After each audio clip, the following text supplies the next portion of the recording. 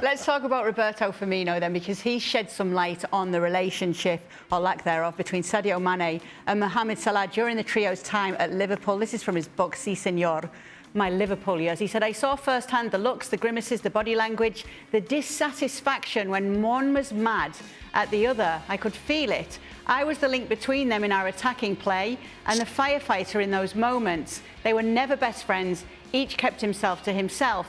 It was rare to see the two of them talking, but they never severed ties. They always acted with the utmost professionalism. Obviously, Stevie, you've been talking recently about how times have changed, that when there were situations like this, maybe you could have gone down to the pub, had a few drinks, resolved these matters. That's not going to happen in this day and age. It's a modern era with the footballers. But seeing things like this, is this something that shouldn't be considered too worrisome, given that this happens with footballers? Well, let me put it a different way. This is not the first time this has ever been a situation at a football club, and it will not be the last time, regardless of how big or how small the club is. You know, there are always people in every team, again, regardless of size or how good they are, where they don't get on and they have little problems with each other. But as Firmino says, ultimately they were also professional and they didn't let it affect them on the field. Yes, they might have had a little moan here and there and come off and thrown a bottle or something, but ultimately what they did on the field was for the good of the team. And I can tell you that in the 80s, we had a similar situation at Liverpool, where there was a couple of players that didn't quite see eye to eye, didn't do all the things that Firmino's talking about, but ultimately played for the team and the interest of the team and not themselves. So, it didn't do us any harm in the 80s.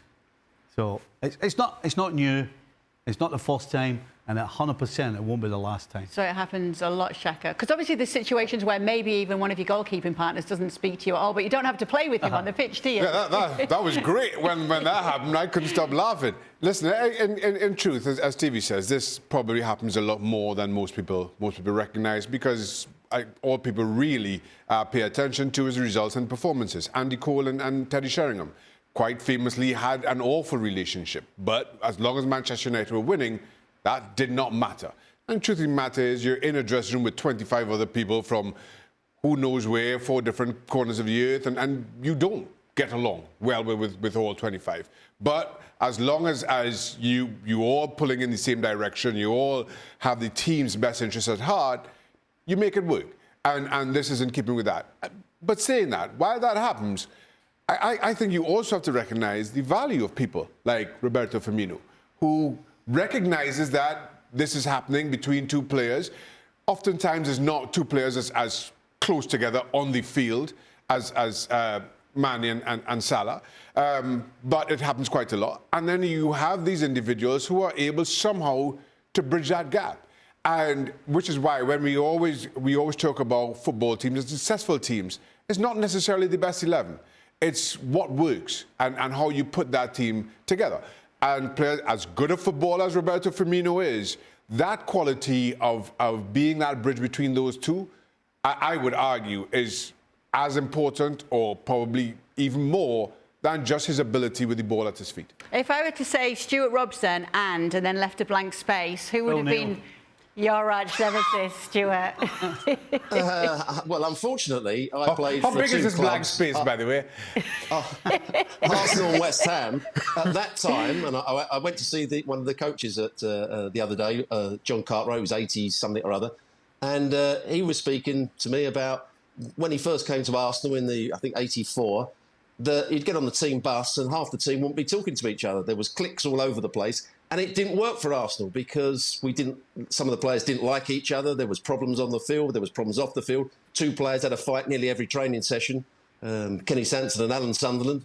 And there wasn't a harmonious group. Nobody really trusted the captain, who was David O'Leary at the time. I then went to West Ham, and the very first game, well, the second game I played, the captain and the centre-half at the time, England player, told me to not take any notice of the manager, do what he said and play right in front of him so his pace wouldn't be exposed. And we hardly spoke to each other for the next 4 years or 3 years. So there's lots of things that go on. Sometimes it can work in your favour and you can all get on professionally. Other times, the cliques and the players not getting on affects the team, and that happened at both Arsenal and West Ham with me. You're obviously just hearing this from Firmino as well shows us, and he's saying himself he was the firefighter, just the importance that he played on the pitch and then off it in a matter like this. Who was that Firmino back in your day that was the firefighter, keeping everybody on the straight and narrow? No, we didn't really have one. We didn't really have one. The situation, as I said, was dealt with by the players themselves being professional and doing the right thing when it mattered most, as opposed to somebody being the go-between. No. There's not always the knight in shining armour, shall we say. Was there a glue that kept the squad together in one of your former teams? I don't remember playing in a team where you had this kind of a disconnect, or this major and certainly this visible a disconnect between two players. But everywhere I've been, there's been a kind of unity about the team, about who we were, and to Stevie's point, going out together, whether it's for drinks or a meal. And so you never really had, again, even though you had some players who got on better with others, there was never as major disconnect as this, or as some of that Stewie and Steve have been speaking about. Stuart, anybody that stood out for you that was the peacemaker? Yes, when I first started playing for Arsenal, there was a great character.